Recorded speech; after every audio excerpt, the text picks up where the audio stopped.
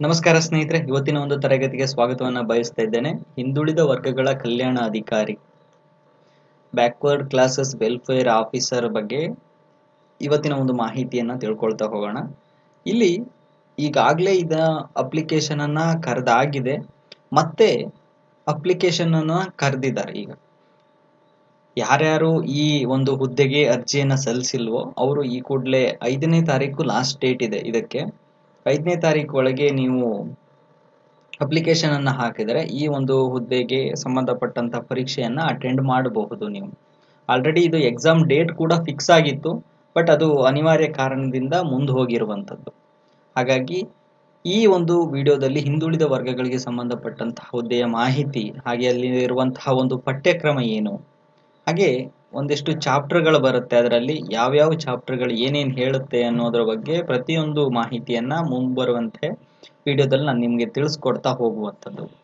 ಇಲ್ಲಿ ಮೊದಲನೇದಾಗಿ ಹಿಂದುಳಿದ ವರ್ಗಗಳ ಕಲ್ಯಾಣ ಅಧಿಕಾರಿ, ಇದು ಗ್ರೇಡ್ ಬಿ ಗೆಜೆಟೆಡ್ ಹುದ್ದೆ ಆಗಿರುವಂಥದ್ದು. ಇದು ಇಲ್ಲಿ ಗ್ರೇಡ್ ಬಿ ಅಂದ್ರೆ ಇದು ತಾಲೂಕು ಮಟ್ಟದಲ್ಲಿ ನಿಮ್ಮ ಒಂದು ಕೆಲಸ ಇರುವಂಥದ್ದು. ತಾಲೂಕು ಮಟ್ಟದಲ್ಲಿ ಹಿಂದುಳಿದ ವರ್ಗಗಳ ಒಂದು ಕಲ್ಯಾಣ ಅಧಿಕಾರಿಗೆ ನೇಮಕವಾಗ್ತಾ ಇರುವಂತಹ ಒಂದು ಪೋಸ್ಟ್ ಇದೆ. ನಿಮ್ಗೆ ಈ ಒಂದು ಹುದ್ದೆಯ ಮೇಲ್ಪಟ್ಟದಲ್ಲಿ ಮೇಲ್ದರ್ಜೆಯಲ್ಲಿ ನೋಡೋದಾದ್ರೆ ಸಾಕಷ್ಟು ಅಧಿಕಾರಿಗಳು ಬರ್ತಾರೆ. ಜಿಲ್ಲಾ ಮಟ್ಟದಿಂದ ಹಿಡಿದು ತಾಲೂಕು ಮಟ್ಟದವರೆಗೂ ಕೂಡ ನಿಮ್ಗೆ ಸಾಕಷ್ಟು ಅಧಿಕಾರಿಗಳು ಬರ್ತಾರೆ. ಆದ್ರೆ ನೀವು ತಾಲೂಕು ಮಟ್ಟದಲ್ಲಿ ಈ ಒಂದು ಗೆಜೆಟೆಡ್ ಹುದ್ದೆಯಲ್ಲಿ ನೀವಿರುವಂಥದ್ದು. ಇಲ್ಲಿ HK ನಿಮಗೆ 19 ಪೋಸ್ಟ್ಗಳು ಇರುವಂಥದ್ದು. 19 ಹುದ್ದೆಗಳು HK ಇದೆ, ಹಾಗೆಯೇ 21 ನಾನ್ HK ಹುದ್ದೆಗಳು ಇರುವಂಥದ್ದು. ಈ ಒಂದು ವೇತನವನ್ನ ನೋಡೋದಾದ್ರೆ ಸ್ಟಾರ್ಟಿಂಗ್ ನಿಮ್ಗೆ 43,000 ರೂಪಾಯಿ ಇರುವಂಥದ್ದು. ಇಲ್ಲಿ ಪರಿಶಿಷ್ಟ ಜಾತಿ, ಪರಿಶಿಷ್ಟ ಪಂಗಡ, ಪ್ರವರ್ಗ 1, 2, 3 ಇವೆ ಈಗ ಮುಂಬರುವಂತಹ ಕಾನ್ಸೆಪ್ಟ್ ನಾನು ಇದ್ರ ಬಗ್ಗೆನೇ ತಿಳಿಸ್ತಾ ಹೋಗ್ತೇನೆ. ಇಲ್ಲಿ ಪರಿಶಿಷ್ಟ ಜಾತಿಗೆ HK ದವರಿಗೆ 3 ಹುದ್ದೆಗಳು ಅದರಲ್ಲಿ ನೋಡುವಂಥದ್ದು, ಹಾಗೆ 2A ದವರಿಗೆ 2, ಹಾಗೆ ಪ್ರತಿಯೊಂದು ವರ್ಗಗಳಿಗೆ ಸಂಬಂಧಪಟ್ಟಂತೆ ಹಂಚಿಕೆಯಾಗಿರುವಂತದ್ದನ್ನ ನಾವು ಈ ಒಂದು ಪಟ್ಟಿಯಲ್ಲಿ ನೋಡ್ತೇವೆ. ಜೊತೆಗೆ ನಾನ್ HK ನಾವು 21 ಪೋಸ್ಟ್ಗಳನ್ನ ನೋಡುವ. ಇಲ್ಲೂ ಕೂಡ ಪರಿಶಿಷ್ಟ ಜಾತಿ, ಪರಿಶಿಷ್ಟ ಪಂಗಡ ಮತ್ತು ಪ್ರವರ್ಗ, ಆ ಮತ್ತು ಭಾವರ್ಗ ಏನಿದೆ ಅವಕ್ಕೂ ಕೂಡ ಹಂಚಿಕೆಯಾಗಿದೆ ಟೋಟಲ್ 21 ಹುದ್ದೆಗಳಲ್ಲಿ. ಹಾಗಾದ್ರೆ ಈ ಒಂದು ಹುದ್ದೆಗಳಲ್ಲಿ ಟೋಟಲ್ ಎಷ್ಟು ಹುದ್ದೆಗಳಾಯ್ತು? 21 + 19 ಒಟ್ಟು 40 ಹುದ್ದೆಗಳಿಗೆ ಸಂಬಂಧಪಟ್ಟಂತಹ ಒಂದು ಎಕ್ಸಾಮ್ ಇದಾಗಿರುವಂಥದ್ದು. 21 + 19 40 ಹುದ್ದೆಗಳ ಒಂದು ಕಲ್ಯಾಣ ಅಧಿಕಾರಿಗೆ ಸಂಬಂಧಪಟ್ಟಂತಹ ಎಕ್ಸಾಮ್ ಇದಾಗಿರುತ್ತೆ ಸ್ನೇಹಿತರೆ. ಇಲ್ಲಿ ಯಾರು ಇದಕ್ಕೆ ಅಪ್ಲೈ ಮಾಡಬಹುದು ಅಂದ್ರೆ must be holder a bachelor ಡಿಗ್ರಿಯನ್ನ ಮಾಡಿರುವಂತವ್ರು, ಬ್ಯಾಚುಲರ್ ಡಿಗ್ರಿಯನ್ನ ಆಗಿರುವಂತವ್ರು ಮಾತ್ರ ಇದಕ್ಕೆ ಅಪ್ಲೈಯನ್ನ ಮಾಡಬಹುದು. ಅದು ಕೂಡ ನಿಮ್ಗೆ ನೋಟಿಫಿಕೇಶನ್ ಅಲ್ಲಿ ಇರುವಂತದ್ದನ್ನ ನಾವು ಗಮನಿಸುವಂಥದ್ದು. ಜೊತೆಗೆ ಇಲ್ಲಿ ಸ್ಪರ್ಧಾತ್ಮಕ ಪರೀಕ್ಷೆ ಅಂತ ಬಂದಾಗ ನಾವು KSL 400 ಮಾರ್ಕ್ಸ್ಗೆ ಅಟೆಂಡ್ ಮಾಡ್ತೇವೆ. ಇಲ್ಲಿ 300 ಅಂಕಗಳ 2 ಪತ್ರಿಕೆಯನ್ನ ಗಮನಿಸುವಂಥದ್ದು. ಪತ್ರಿಕೆ 1ರಲ್ಲಿ ಸಾಮಾನ್ಯ ಪತ್ರಿಕೆ ಜನರಲ್ ಪೇಪರ್, ಹಾಗೆಯೇ ಪತ್ರಿಕೆ 2ರಲ್ಲಿ ಸ್ಪೆಸಿಫಿಕ್ ಪೇಪರ್. ಇದರ ಬಗ್ಗೆ ಸಿಲೆಬಸ್ ಕೂಡ ನಾನು ತಿಳಿಸ್ತೇನೆ ನಿಮ್ಗೆ. ಅವಧಿಯನ್ನ ನೋಡೋದಾದ್ರೆ ಮೊದಲನೇ ಒಂದು ಪತ್ರಿಕೆಗೆ 1 hour 30 minutes ಇರುವಂಥದ್ದು. ಹಾಗೆ ಪತ್ರಿಕೆ 2ರಲ್ಲಿ 2 ಗಂಟೆಯ ಅವಧಿ ಇರುತ್ತೆ. ನಿಮಗೆ ಸ್ಪೆಸಿಫಿಕ್ ಪೇಪರ್ ಇರುತ್ತೆ ಇದರಲ್ಲಿ. ಹಾಗಾದ್ರೆ ಸಾಮಾನ್ಯ ಪತ್ರಿಕೆ 1 ಮತ್ತು 2ರಲ್ಲಿ ನಿರ್ದಿಷ್ಟ ಪತ್ರಿಕೆ 2ಅನ್ನು ನೋಡ್ತೇವೆ. ಸಾಮಾನ್ಯ ಪತ್ರಿಕೆಯಲ್ಲಿ ಜನರಲ್ ಸ್ಟಡೀಸ್ ಬಗ್ಗೆಯನ್ನ ನಾವು ಅಧ್ಯಯನ ಮಾಡುವಂಥದ್ದು. ನೆಗೆಟಿವ್ ಅಂಕ ಕೂಡ ಇದಕ್ಕೆ ಇರುವಂಥದ್ದು. 4ನೇ ಒಂದು ನೆಗೆಟಿವ್ ಅಂಕ ಇರುವಂಥದ್ದನ್ನ ನಾವು ಗಮನಿಸ್ತಾ ಬರುವಂಥದ್ದು. ಇಲ್ಲಿ ಪಠ್ಯಕ್ರಮವನ್ನ ನೋಡೋದಾದ್ರೆ ಮೊದಲನೇದಾಗಿ ಪತ್ರಿಕೆ 1ರಲ್ಲಿ ಯಾವ ಪಠ್ಯಕ್ರಮವನ್ನ ಗಮನಿಸ್ತೇವೆ ನಾವು. ಇಲ್ಲಿ ಪ್ರಚಲಿತ ವಿದ್ಯಮಾನಗಳಿಗೆ ಸಂಬಂಧಪಟ್ಟಂತಹ ಮಾಹಿತಿ, ವಿಜ್ಞಾನ, ಇದೇನಿದೆ ಈ ಭೌತಿಕ ಸಾಮರ್ಥ್ಯ, ಇತಿಹಾಸಕ್ಕೆ ಮತ್ತೆ ಭೂಗೋಳಕ್ಕೆ ಶಾಸ್ತ್ರಕ್ಕೆ ಸಂಬಂಧಪಟ್ಟಂಥದ್ದು, ಕರ್ನಾಟಕ ಭೂಗೋಳ ಶಾಸ್ತ್ರಕ್ಕೆ ಸಂಬಂಧಪಟ್ಟಂಥದ್ದು, ಹಾಗೆ ಕರ್ನಾಟಕದ ಇತಿಹಾಸ, ಸಮಾಜ ವಿಜ್ಞಾನಕ್ಕೆ ಸಂಬಂಧಪಟ್ಟಂತೆ, ಹಾಗೆ ಬೌದ್ಧಿಕ ಸಾಮರ್ಥ್ಯಕ್ಕೆ ಸಂಬಂಧಪಟ್ಟಂತಹ ಜ್ಞಾನದ ವಿಷಯಗಳು ಅದನ್ನು ಕೂಡ ಇಲ್ಲಿ ಆಡ್ ಮಾಡಿದ್ದಾರೆ. ಈ ಸಿಲೆಬಸ್ ಅನ್ನ ನೀವು ನೋಡಿದಾಗ FDAಗೂ SDAಗೂ ಗ್ರೂಪ್ ಸಿಗೂ ಕೂಡ ಈ ಸೇಮ್ ಸಿಲೆಬಸ್ಗಳು ಇರುವಂಥದ್ದು, PDOಗೂ ಕೂಡ ಇದರಲ್ಲಿ ಮೇಜರ್ ಆಗಿ ಸೇಮ್ ಕಾನ್ಸೆಪ್ಟ್ಗಳೇ ಬರುತ್ತೆ. ನಾನು ಯಾಕೆ ಇವರು ಏನು PDOಗೆ ಮಾಡ್ತಾ ಇರುವಂತಹ ಒಂದು ಕ್ಲಾಸಸ್ಗಳು, VAಗೆ ಮಾಡ್ತಾ ಇರುವಂತಹ ಕ್ಲಾಸಸ್ಗಳಲ್ಲಿ ಈಗ ಹಿಂದುಳಿದ ವರ್ಗಕ್ಕೆ ಸಂಬಂಧಪಟ್ಟಂತಹ ತರಗತಿ ಯಾಕೆ ಮಾಡ್ತಾ ಇದ್ದೀನಿ ಅಂದ್ರೆ, ನಿಮ್ಗೆ ಪತ್ರಿಕೆ ಒಂದನ್ನ ನೀವು VA ಆಗಲಿ PDO ಆಗಲಿ ಇವೆಲ್ಲದರಲ್ಲೂ ಇದೇ ಕಾನ್ಸೆಪ್ಟೇ ಇರುತ್ತೆ ಸ್ನೇಹಿತರೆ. ನೀವೆಲ್ಲ ಹೊಸದಾಗಿ ಈಗಂತೂ ನೀವೆಲ್ಲ ಓದಿರುತ್ತೀರಾ, ಇದೇ ಪತ್ರಿಕೆ ಒಂದನ್ನ ಕಂಪಲ್ಸರಿಯಾಗಿ ಓದಿರ್ತಾರೆ. ಪತ್ರಿಕೆ 2ದಲ್ಲಿ ನೀವು ಕಮ್ಯುನಿಕೇಶನ್ ಪೇಪರ್ಗಳನ್ನ ನೋಡ್ತಾ ಬರುವಂತದ್ದು. ಇದರಲ್ಲಿ ಕಮ್ಯುನಿಕೇಶನ್ ಪೇಪರ್ ಏನು ಬರೋದಿಲ್ಲ, ಏನು ಸಾಮಾನ್ಯ ಪತ್ರಿಕೆ ಜನರಲ್ ಸ್ಟಡೀಸ್ಗೆ ಸಂಬಂಧಪಟ್ಟಂತಹ ಮಾಹಿತಿ ಬಂದಿರುವಂತದ್ದನ್ನು ನೋಡ್ತೇವೆ. ನಮ್ಗೆ ಹೇಗಾಗಿದೆ ಅಂದ್ರೆ, ಒಂದೇ ಟಾರ್ಗೆಟ್ ಅನ್ನ ನಾವು ಈ ಒಂದು ಇತ್ತೀಚೆಗೆ 2-3 ವರ್ಷಗಳಿಂದ ನಾವು ನೋಡ್ತಾ ಬಂದಾಗ, ಎಕ್ಸಾಮ್ಸ್ ಗಳನ್ನ ನೋಡ್ತಾ ಬಂದಾಗ, ನಾವು ಒಂದೇ ಗೋಲ್ ಇಟ್ಕೊಂತೀನಿ ಅಂದ್ರೆ ಅದು ಬರೀ ಸುಳ್ಳಾಗತ್ತೆ ಸ್ನೇಹಿತರೆ. ಯಾಕೆಂದ್ರೆ 10 ಕಲ್ಲು, ಒಂದೇ ಒಂದು ಮಾವಿನ ಹಣ್ಣು ಇದೆ ಅಂದ್ರೆ ಮರದಲ್ಲಿ 10 ಕಲ್ಲನ್ನಾದ್ರೂ ಹೊಡಿಲೇಬೇಕಾಗತ್ತೆ, ಯಾವ್ದಾದ್ರೂ ಒಂದ್ ಕಲ್ಲಾದ್ರೂ ಲಾಸ್ಟಿಗೆ ತಾಗತ್ತೆ. ಆ ಒಂದು ನಿಟ್ಟಿನಿಂದ ನೀವು ಎಲ್ಲಾ ಒಂದು ಎಕ್ಸಾಮ್ಸ್ ಅನ್ನ ನೀವು KPSC ಇಂದ ನೋಟಿಫಿಕೇಶನ್ ಆಗ್ಲಿ ಅಥವಾ KE ಇಂದ ನೋಟಿಫಿಕೇಶನ್ ಆಗ್ಲಿ, ಎಲ್ಲಾ ನೋಟಿಫಿಕೇಶನ್ಗೂ ಸಂಬಂಧಪಟ್ಟಂತೆ ನೀವು ಅರ್ಜಿಯನ್ನು ಹಾಕ್ತೀರಾ, ಅದಂತೂ ಕಂಪಲ್ಸರಿ ಗೊತ್ತಿದೆ ನನಗೆ. ಆ ನಿಟ್ಟಿನಿಂದ ಪತ್ರಿಕೆ ಒಂದನ್ನ ನೀವು ಸ್ಟಡಿ ಮಾಡಿರ್ತೀರಿ, ಜೊತೆಗೆ ಈ ಪತ್ರಿಕೆ 2ನ್ನ ಸ್ವಲ್ಪ ಮಾಹಿತಿಯನ್ನ ನೋಡಿದ್ರು ಕೂಡ ನಿಮ್ಗೆ ಮುಂಬರುವಂತಹ ಒಂದು ಎಕ್ಸಾಮ್ಸ್ ಅಲ್ಲೂ ಕೂಡ ಹೆಲ್ಪ್ ಆಗತ್ತೆ. ನೆಕ್ಸ್ಟ್ KS ಕೂಡ ನಿಮ್ಗೆ ಸಂಬಂಧಪಟ್ಟಂತೆ ಬಂದ್ರು ಕೂಡ ಈ ಒಂದು ವಿಷಯಕ್ಕೆ ಸಂಬಂಧಪಟ್ಟಂತೆ ಓದ್ಕೊಂಡ್ರೆ ಅಲ್ಲೂ ನಿಮ್ಗೆ ಹೆಲ್ಪ್ ಆಗುವಂಥದ್ದು.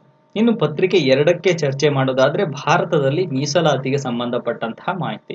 ಯಾಕೆಂದ್ರೆ ಇಲ್ಲಿ ಬ್ಯಾಕ್ವರ್ಡ್ ಕ್ಲಾಸಸ್ ಬಗ್ಗೆ ಬರುವಂತಹ ಒಂದು ಪೇಪರ್ ಅಲ್ಲಿ ಒಂದು ಹುದ್ದೆಗೆ ಸಂಬಂಧಪಟ್ಟಂತೆ ಹಿಂದುಳಿದ ವರ್ಗಗಳಿಗೆ ಸಂಬಂಧಪಟ್ಟಂತಹ ಆಯೋಗಗಳು ಏನಿದೆ, ಕರ್ನಾಟಕದಲ್ಲಿ ಮೀಸಲಾತಿ ಏನಿದೆ, SC ST OBCಗಳಿಗೆ ಕಾಯ್ದೆಗಳು ಏನಿದೆ, ಶಿಕ್ಷಣ ಮತ್ತು ಉದ್ಯೋಗಕ್ಕೆ ಸಂಬಂಧಪಟ್ಟಂತೆ OBCಗಳಿಗೆ SC STಗಳಿಗೆ ಯಾವೆಲ್ಲ ಯೋಜನೆಗಳು ಇರುವಂತದ್ದು, ಜೊತೆಗೆ ನೇಮಕಾತಿ ವಿಷಯದಲ್ಲಿ ಯಾವ ರೀತಿಯಾದಂತಹ ಮೀಸಲಾತಿಗಳನ್ನ ತೆಗೆದುಕೊಂಡು ಬಂದಿರುವಂತದ್ದು ಸರ್ಕಾರ, ಹಿಂದುಳಿದ ವರ್ಗಗಳ ಆಯೋಗಕ್ಕೆ ಸಂಬಂಧಪಟ್ಟಂತೆ ಯಾವಾಗ ರಚನೆ ಆಯ್ತು ಆಯೋಗ, ಕಲ್ಯಾಣ ಇಲಾಖೆಗಳು ಯಾವ್ಯಾವಿದೆ ಹಿಂದುಳಿದ ವರ್ಗಗಳಿಗೆ ಸಂಬಂಧಪಟ್ಟಂತದ್ದು, ಹಿಂದುಳಿದ ವರ್ಗಗಳ ವಿದ್ಯಾರ್ಥಿಗಳಿಗೆ ಇರುವಂತಹ ಒಂದು ಯೋಜನೆಗಳೇನು, ಅದೆಲ್ಲ ಈ ಒಂದು ಕಾನ್ಸೆಪ್ಟ್ಗಳು ಈ ಪತ್ರಿಕೆ 2ರಲ್ಲಿದೆ. ಅಂದ್ರೆ ಸ್ಪೆಸಿಫಿಕ್ ಪೇಪರ್ ಇದಕ್ಕೆ ಸಂಬಂಧಪಟ್ಟಿರುವಂತದ್ದು.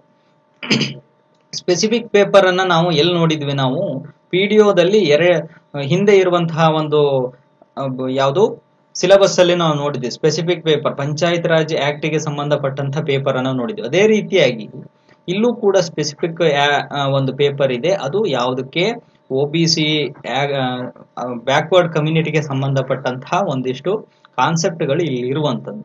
ಎಲ್ಲಾ ಮಾಹಿತಿ ಇಲ್ಲಿದೆ, ಅದನ್ನ ಒಂದ್ಸರಿ ನೀವು ನೋಡ್ಬೇಕಾಗುತ್ತೆ. ಇದ್ರ ಬಗ್ಗೆ ನಾನು ಹೇಳ್ತಾ ಹೋಗ್ತೀನಿ ಮುಂದಿನ ತರಗತಿಗಳಲ್ಲಿ.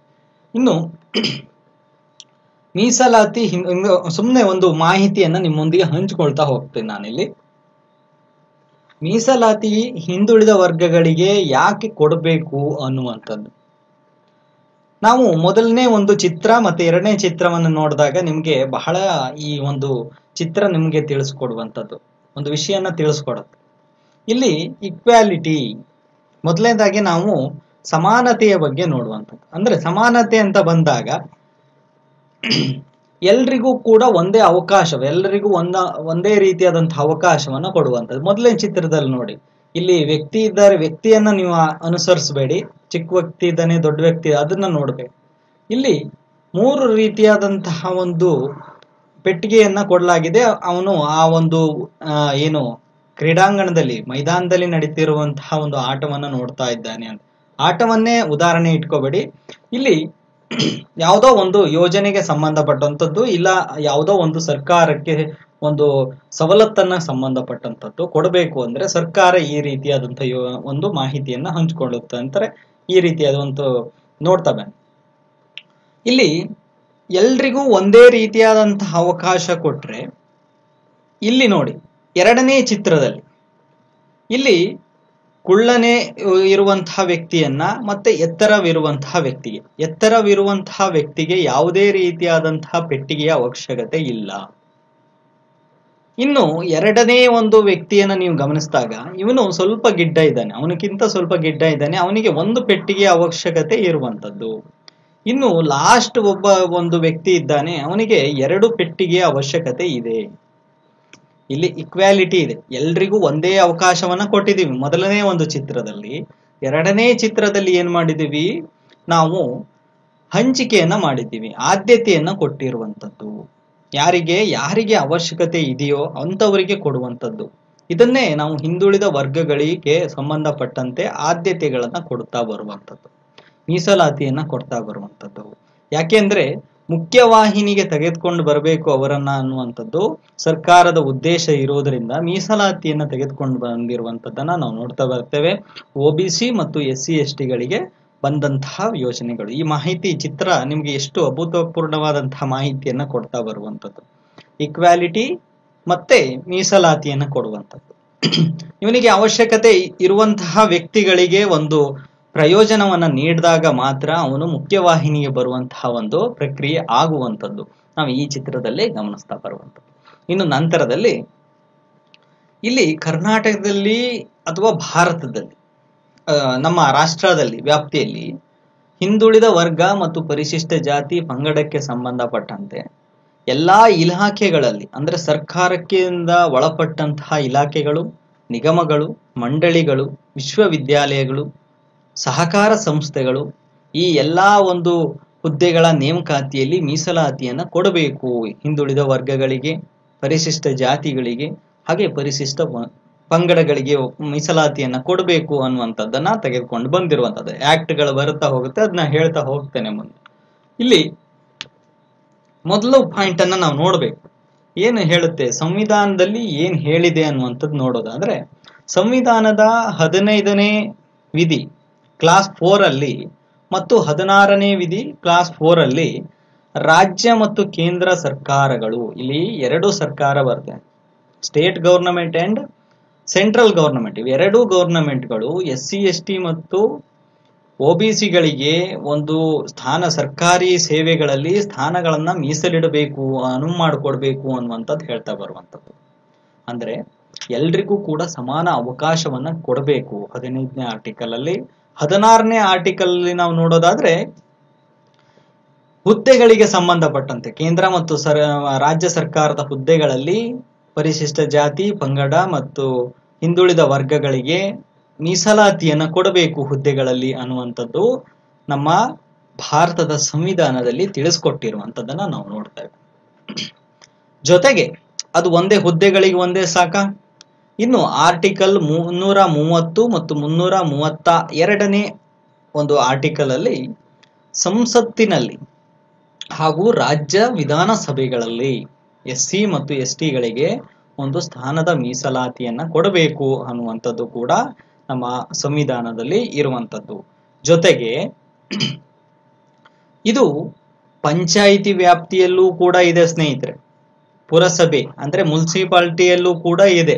ಆರ್ಟಿಕಲ್ 243D ದಲ್ಲಿ 233T ದಲ್ಲಿ ಪುರಸಭೆಗಳಿಗೆ ಇರುವಂತಹ ಒಂದು ಸೀಟ್ಗಳ ಮೀಸಲಾತಿಯನ್ನ ತಿಳಿಸ್ಕೊಡುವಂಥದ್ದು. ಅಂದ್ರೆ ಮೀಸಲಾತಿ ಅನ್ನುವಂಥದ್ದು ಪ್ರತಿ ಒಂದು ಹಂತದಲ್ಲಿಯೂ ಇದೆ ಅನ್ನುವಂಥದ್ರ ಈ ಒಂದು ಸ್ಲೈಡ್ಸ್ ಅಲ್ಲಿ ನಾವು ನೋಡ್ತಾ ಬರುವಂತದ್ದು.